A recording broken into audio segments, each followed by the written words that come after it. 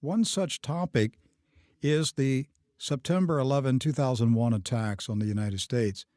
We have always maintained that the American people were never told the full story about the attacks on Washington and New York City nearly 15 years ago.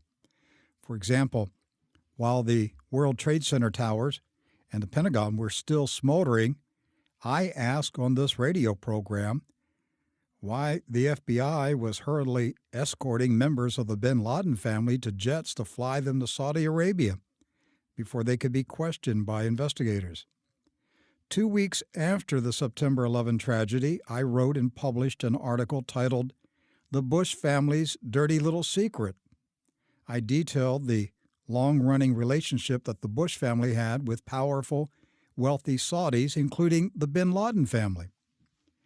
The issue of Saudi involvement in 9/11 has been discussed numerous times on Trunews since 2001. For example, former U.S. Senator Bob Graham was a guest on Trunews in September 2014 to renew his call for the release of 28 classified pages of the 9/11 Investigative Commission's report. Last month, the classified 28 pages were back in the news again. A parade of Washington officials, House Speaker Paul Ryan, Defense Secretary Ash Carter, and President Barack Obama individually traveled to Riyadh to meet with either King Salman or the Crown Prince. At the same time, the establishment news media in the United States reported that President Obama may release the classified documents in June. Likewise, the Saudis threatened to sell off U.S. Treasury bonds in retaliation. Does anybody know what's inside those documents? What is the big secret? Recently, the CIA director said the documents needed to remain sealed because they're full of misinformation. Former FBI agent Mark Rossini had firsthand knowledge of the Saudi cover-up. Mr. Rossini is on the telephone right now as he's traveling overseas. Mark, welcome to True News. Thank you, Rick. Pleasure to be here. Mr. Rossini, would you take a moment and just recap for our audience your professional background in the FBI at the time of 9/11? Okay, yes. At the time of 9/11, well, actually even prior to 9/11, from January 1999, I was one of the FBI representatives from the Joint Terrorism Task Force in New York to the CIA's Alec Station, which was a special unit or station set up to specifically target and monitor al-Qaeda. In January 2000, a cable came in from the Malaysia CIA station, which had recapped and told the whole story about how the CIA had monitored and followed two of the hijackers, Nalaf al-Hamzi and Khalid al-Midhar, from their homes in Yemen and Saudi Arabia through Dubai and all the way to Malaysia for the terror summit. At the time, no one knew what this summit was all about, but clearly they had intelligence based upon a phone that the CIA was monitoring and the NSA in Yemen. That was learned from an FBI interview of one of the attackers in the embassy bombings in August 1998 in Nairobi. So to recap, an FBI agent learns a phone number from a terrorist. That number is immediately monitored by the CIA and the NSA. They learn about two terrorists traveling, and then in January 2000, to a terror meeting in Malaysia. I, as an FBI agent assigned to the CIA, and my colleague, Special Agent Doug Miller, read the cable.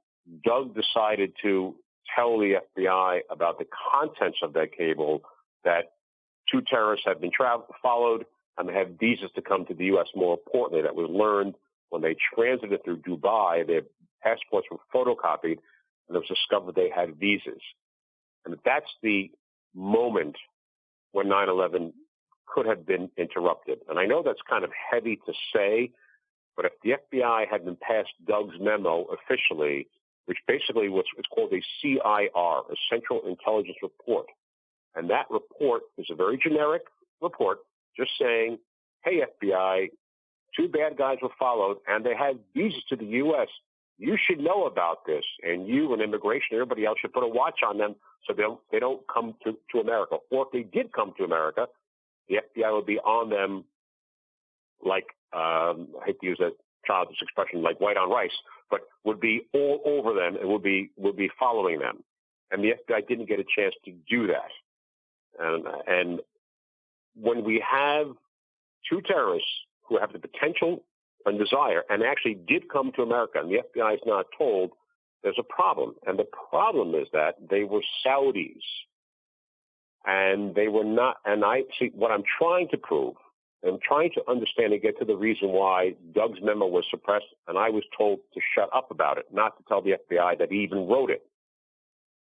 I have, because what I believe is that what the CIA was trying to do, and Richard Clark has said this publicly recently, former terrorism czar under Clinton and Bush, that the CIA tried to recruit them and did approach them in San Diego, but they were rebuffed. Now, coupling, when you take the Saudis, it's a special relationship because we had a relationship with the Saudis, or the CIA did, according to former CIA official Bruce Riedel. Bruce says in an interview in a documentary that I appeared in, a French documentary, he says that the CIA had a tacit policy with the Saudis that if we found their wayward children around the globe, rather than embarrassing the kingdom, we would bring them back home for rechroming or reprogramming. And this, ladies and gentlemen, Mr. Miles, this is the issue. It's that coddling of the Saudis, not to embarrass the kingdom, because the CIA feared the FBI in the persona of my boss, John O'Neill, who tragically died in the attacks right after he just retired from the FBI, from causing, let's say, a big arrest. The fear was that the FBI could not be controlled because of the visceral hatred, quite frankly, of O'Neill and the FBI, that we, the FBI, would somehow swoop down and cause headlines and embarrass the Saudis by arresting this web of Saudi young boys in America. And that had to be prevented.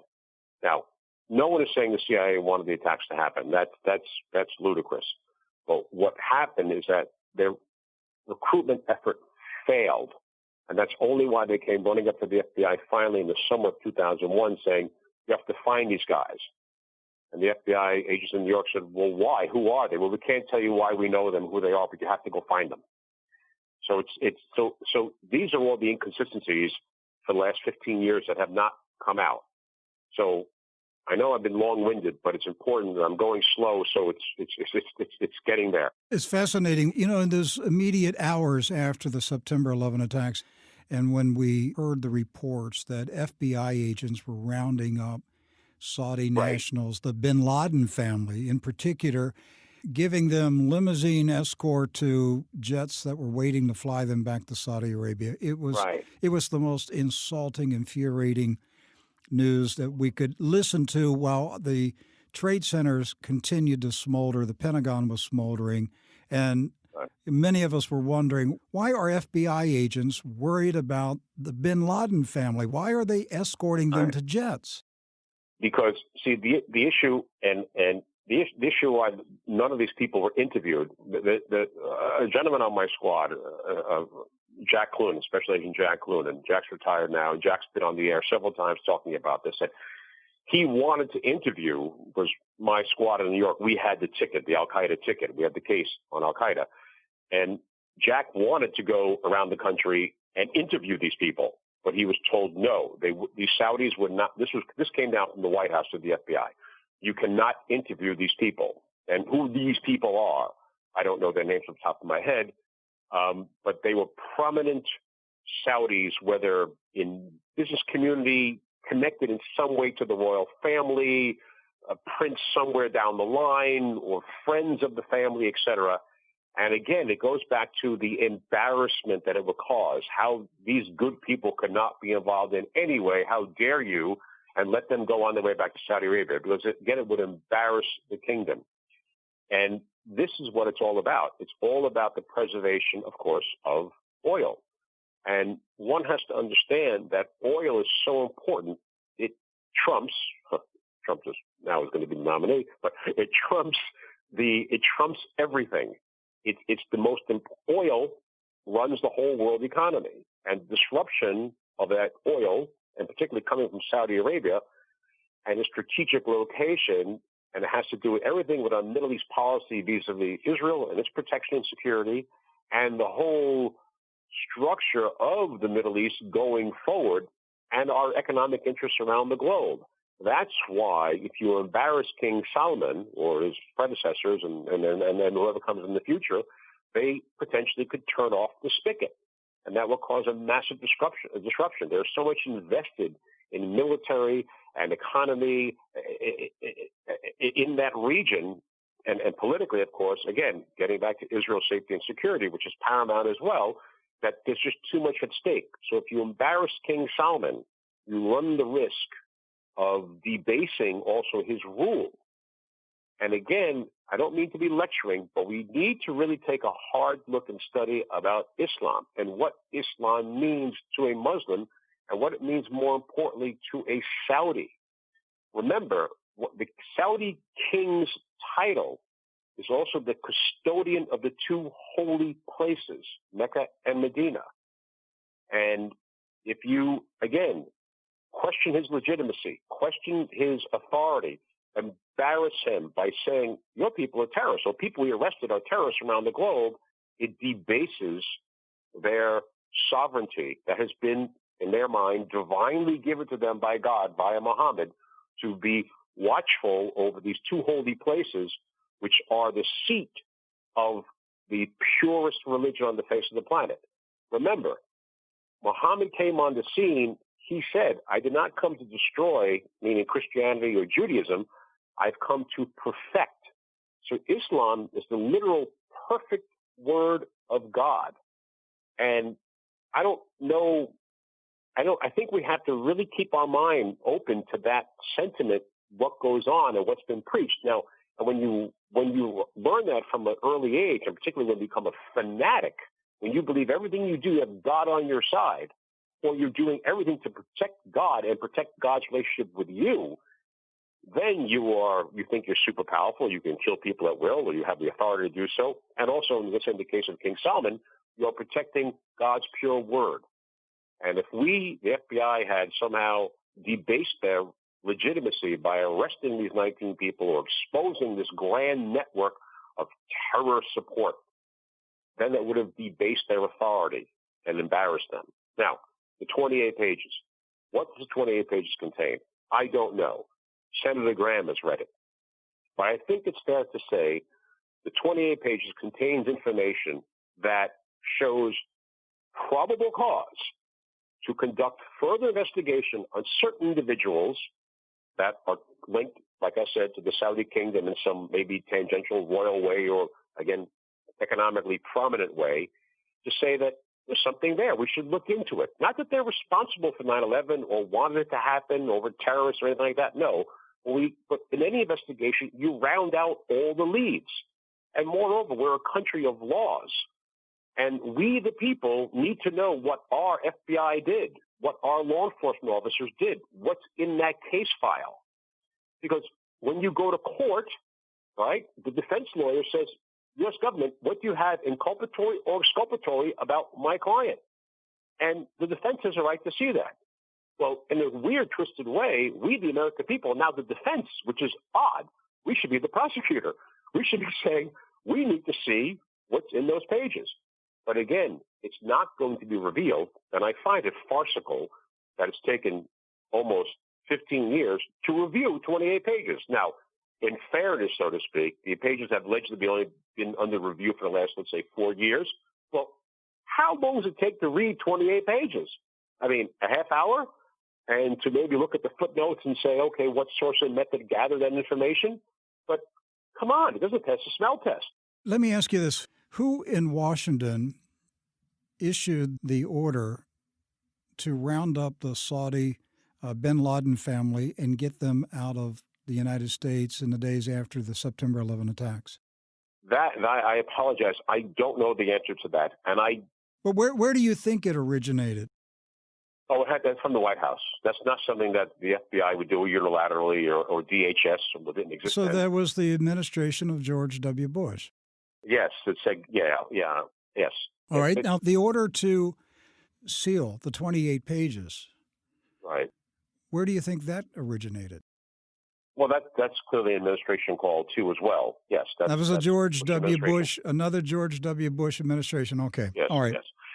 And to be fair, though, President Clinton would have sealed it. President Obama would have sealed it. President Bush the first would have sealed it, because of course I'm absolutely certain they would have, because they're all implicated with the Saudis. And again, at the risk of being childish or using a sophomoric term, when you go to a casino, the house always wins.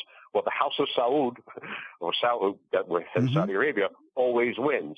Let me ask you this. George W. Bush, yes, Jr., right? The president at the time of the 9/11 attacks, yes, the president whose administration sealed the 28 documents, the president whose administration ordered the roundup of the bin Laden family and escorting out of the United States. That same George W. Bush owned an oil company in Texas, in Midland, Texas. It was called Arbusto Energy. Okay. One of the investors was a gentleman named Salem bin Laden. Okay. Who just happened to be Osama's older brother. Right. How does that happen that the president of the United States, at the time of the worst attack on this country since Pearl Harbor, just happened to be a business partner with the brother of the person who carried out the attack? Right. It is sadly the case, and one would argue, and again, well, shouldn't we have handcuffs on George W. Bush? Well, I just like to sit down with him, and I'd like to just ask him, why'd you seal 28 pages? Well, I would like to ask him, why were you in business with the bin Laden family? Well, okay. Imagine that after Pearl Harbor, we discovered that Franklin Roosevelt was in business with the brother of the Emperor of Japan. Understandable, but again, in all fairness, the older brother bin Laden, perhaps, the family, there's 54 brothers, something like that. So I think he was part of, let's say, the good family. But again, most probably that relationship with the older brother, and again, of course, the importance of oil and non-embarrassing. But how many people do you know who was in business with a bin Laden? No, I don't know. I don't know too many. And I'm not laughing out of any comical issue. I know, but when you follow the Bush family money trail, it goes way back. I mean, Papa Bush, number 41, the BCCI Bank. Right. There is a lot here to be revealed and to be examined, and that's the issue. It needs to be examined, and people need to answer just questions. Now, there was a guy named James Bath in Houston. He was a CIA operative, and he was in a business relationship with Salem bin Laden. I mean, this thing is really deep. I think there's more to the story about why the CIA ordered the FBI to stay away from the bin Laden family. It wasn't the CIA that did that. It came again from the administration to the FBI. You will not interview these people. You cannot. And remember, I think the CIA and the White House were obviously talking, saying this has got to be covered up. Oh, of course. Do not let the FBI talk to these people. And remember, the only airplane that was flying was the one that went around the country picking them up and taking them out. And therefore, they were not subject to any grand jury subpoena and never will be. And we will never get an honest answer. And that's all any investigator, any police officer, any detective wants. I want to interview you and get an honest answer. I wonder if a future President Trump would reopen the investigation and bring Bush and Cheney in and interrogate them under oath. I'd like to see Cheney interrogated, waterboarded. I'd like to. Yeah, I'd like to give him a chat as well. I have a lot of issues to talk to him about, particularly lying about how Muhammad Atta was in Prague, which he used, Muhammad Atta being the ringleader of the 9/11 attacks, and Dick Cheney went on Meet the Press and lied to the American public. I mean, committed the full-faced lie that Muhammad Atta was in Prague meeting with a quote-unquote known Iraqi intelligence agent, which he then used as to further push the fraud about Saddam Hussein being connected to 9/11 down the throats of people so we would support the invasion of Iraq. And that's criminal. And he just gets away with it, which I just find absolutely just appalling. But somehow there's a protected class of which laws have no meaning to. They don't affect because there are bigger things at stake that you should just get along with and go away and not ask questions about, which is the mentality. And that's sad because that can't last. No lie can live forever. And this is the lie that must be uncovered. So when you see a picture of Bandar and Bush having a cigar on September 13th at the White House on the Truman balcony, you have to just say to yourself, what are we doing? And then if there's no accountability for lying and causing people to die in an invasion that did not have to happen, it damages your soul, damages you as a nation, damages your legitimacy as a country. And I hope we have the temerity and the ability to have some sort of inquiry. Now, getting back to President Trump, if he becomes the president, I think he just has he's from New York and so am I. So I think he just has the chutzpah to do it. He has said that he would be willing to look at it. Well, I think actually he used words that are even more forceful. I think he said he was going to. So he's got my support on that one. If he wants to do that, I would welcome it. Yeah. What was the morale of FBI agents in the aftermath of the September 11 attacks as their hands were being tied by Washington and prevented from following the leads, connecting the dots? I got so sick and tired of hearing that dot connecting story. Oh yeah, that dot connection just goes on and on. But no, the morale was horrible, and the morale not for that incident as well, not being able to conduct a full and complete logical investigation, but the morale also in the FBI sunk in the aftermath of 9/11. And it's much better now under Director Comey. But much to Director Mueller's credit, he kept the FBI alive as an agency because quickly in Washington, D.C., the CIA rounded up its all press contacts and made it appear as if the FBI was responsible for 9/11. And in the public's mind, the FBI caused it. The FBI dropped the ball. The FBI let this happen. Nothing could be further from the truth. The CIA did not let the FBI know about 2 hijackers coming to America. That's your answer. And so the morale in the FBI was really horrible. But much to Director Mueller's credit, he kept the FBI together because there were many calls from politicians that wanted to dismantle it and create something, let's say, like a British MI5 and, or create a separate terrorism agency, if you will, or really, really, really punish the FBI per se. But Mueller kept it intact, and he deserves much credit for that. And of course, now with Director Comey, the morale is much, much better in the FBI. But getting back to then in the aftermath, no, it was horrible. It was horrible. I mean, I remember being told by just people that I would meet saying, "Oh, you guys let 9/11 happen. You guys caused it." It's like, what? Let me ask you this. Former Fairfax County, Virginia Police Lieutenant Roger Kelly is quoted as saying, quote, the FBI covered their ears every time we mentioned the Saudis. It was just too political to touch. Yeah, I guess what I would have to say to that, from his own personal experience, probably working with agents in the office where he was assigned, it probably was that the agents were told, well, you can't interview that person from up top, let's say from their bosses who got it from headquarters, that was the mantra. You can't talk to them. So probably the individual agent on the squad that the lieutenant was working with was just as angry as he was or is. But unfortunately, it rolls downhill from the top. The order says you will not interview these people. You will not explore that angle. And that's kind of hard to swallow. And that is just wrong. And, former Attorney General Dick Thornburg, who I had the honor of meeting years ago, Attorney General Thornburg wrote a book, Where the Evidence Leads. And that's what we just want to do.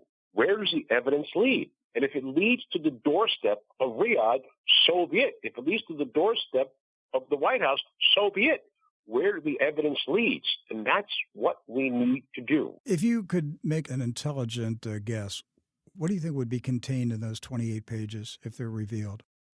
The 28 pages, if they were revealed, my belief is that they would show a tangential and perhaps in some cases a direct relationship between certain people that were interviewed or wanted to be, should have been interviewed, and their either financial and or other support for the network or the organizations that were supporting the terrorists, and or perhaps some of them might have had direct contact with them, like Omar al-Bayoumi, everybody knows the Saudi agent living in San Diego, who just happened to meet them at a coffee shop or run into them, and then he happened to open up his good Muslim heart and help them secure an apartment right across the street from his, and he co-signed the lease and guaranteed their rent for the first few months. It just doesn't make sense. And this is what the 28 pages perhaps talks about. Other people like Omar al-Bayoumi. That's what I believe it does. But again, we'll never know until we read it. Now, current CIA Director John Brennan was on TV the other day, obviously saying they should not be released.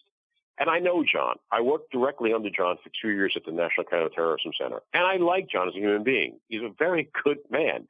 And he's like Colin Powell, having to lie about, again, Atta being in Prague as well, because Colin had to lie about that in front of the UN. Well, who's telling him to lie? Well, he was told by the Bush administration at the time. All right. Well, who's telling the CIA director now to lie? The Obama administration, or to just pass the buck, push it down, just kick this can down the road. Just you can say with your authority, contradicting Bob Graham, that these pages don't really contain anything. Well, if they don't contain anything, let us see them and let us decide. Let the evidence where the evidence leads. Where does it go? If there is explosive evidence linking the Saudi government to the 9/11 attacks, what do you think the appropriate response should be from the American people? Well, the appropriate response should be a lawsuit, number one, for damages beyond comprehension. How about a B-52? And I haven't really thought about what the repercussions should be or how they should pay, but contrition's good for the soul, and they really just have to admit that some people in their kingdom related to them were contributors to this tragic and horrific event, which changed the globe, and they have to apologize for it. But Saddam Hussein was killed. Saddam Hussein was killed, and he didn't have to be. That's the point. So why shouldn't the king of Saudi Arabia be killed? I mean, well, okay, if they're involved. I guess so. I'm not going to. I apologize. I'm not going to go that far with that one because I'm just saying. But there needs to be accountability, and he needs the king or whoever those people on the list have to give their account. They have to talk about what happened, and yes, there should be extreme monetary repercussion. There should be damage in some way, but again. But we have this thing called the petrodollar. Yes, indeed. Remember, the price of a barrel of oil is pegged to the U.S. dollar. That's right. So can the Saudis ever be punished? Well, actually, they could turn around and punish us because what they could do is they could turn around as the leaders of OPEC and make sure it's pegged to the euro or the renminbi, as commonly called the yuan in China. So do you think maybe that's why there was the parade of Washington officials to Riyadh last month? Exactly correct. Exactly correct. And at the same time, the 28-page document came back in the news. Exactly correct. Yes. Coincidences do happen, but I don't think it's a coincidence. And remember, though, from our point of view, quite frankly, if the Saudis drop us, who are they going to be friends with? The Russians? China. I don't think so. China. The Chinese? No. The Chinese? No, because the Chinese don't give a hoot about their religion or their history or their pride or their embarrassment. But they like their oil. They want their oil. Then China would like to dethrone the U.S. dollar. Exactly correct. But more importantly, again, I said earlier, we have to understand how religion is so important, how it plays in this. Religion is not just some side thing. It is everything. It's the first thing. The first thing on a Sunni's mind is the Shia causing not being pure Sunnis. And then it goes from there. It's the preservation of their legitimacy as the true followers of Muhammad and the continuation of God's divine word. The Saudis are the ones who are financing the Islamic invasion of the West. Well, of course they're fine, because they've been mandated and told or interpreted the words in the Quran to say that this is what they must do. Because it's all about getting into heaven. It's not about what's on this earth. It's about paradise. They believe that every action they do every single day is recorded in a book, and it affects getting into paradise. Well, that's what we don't understand. I'm hoping that a President Trump sends them to paradise. Well, the issue is that, again, if they deal with China, see, we, America, the West, we respect their religion because we have religion in our society too. All religions in our society, we pay it a homage and a duty to it. The Chinese do not. The Chinese will not care. The Chinese do not give a darn if Mecca and Medina fall down and go to rubble. They want that oil. And Aramco is for sale for $2.5 trillion. Well, but see, again, so in many respects, the Saudis, their threat to sell up the assets and go someplace else, if you will, that's hollow. They're not going anywhere. They can't. And we are not going to damage them as well because we need that ooze coming out of the ground to make gasoline. And prices are very, very low right now, and that's what everybody wants. All right, final question. It's been said in recent weeks that Obama will make a decision by the end of June whether to release the 28 pages. What do you expect? Do you think he will do it or he won't? At the end of the day, I don't think he will. I'm cautiously optimistic. I'm praying that he does, but it's 60-40. No, probably worse than that. It's 70-30 that he doesn't. It'll be a miracle if he does release it. Because, you can't be half pregnant, meaning you can't release like maybe a few sentences and not the rest. You have to release it all or release none of it. But it's a congressional report. Therefore, House Speaker Paul Ryan could release it. Well, it is and it isn't. It is, yes, it's their report, but it also was done by the intelligence community and comes with all those intelligence community sources and methods protections. So that's with the classifications, which classify it and seal it for at least 30 to 40 years. All right. So like the senators like Bob Graham, they've read it, but they can't talk about it. No, exactly, sir. They cannot. No. All right. No. Well, we appreciate you being here today. My guest. Thank you so much. Yes, sir. My guest, former FBI agent Mark Rossini. Thank you, sir. Anytime. Take care.